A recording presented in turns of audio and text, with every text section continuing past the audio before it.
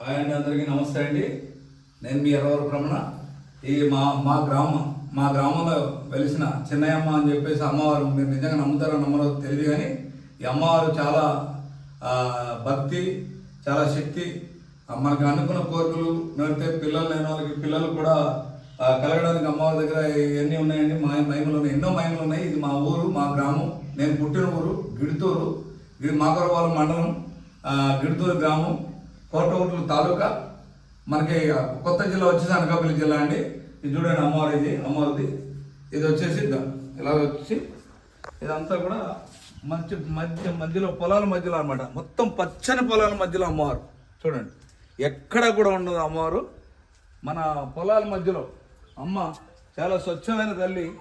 ఈ తల్లి నాకు ఇన్ని సంవత్సరాల తర్వాత కల్లోకి రావడం చాలా అదృష్టంగా భావించి నేను హైదరాబాద్లో ఉంటాను. అంత దూరం నుంచి ఇంత దూరం వచ్చాను అదనమాట చూడడానికి, అమ్మ దర్శనం చేసుకోవడానికి.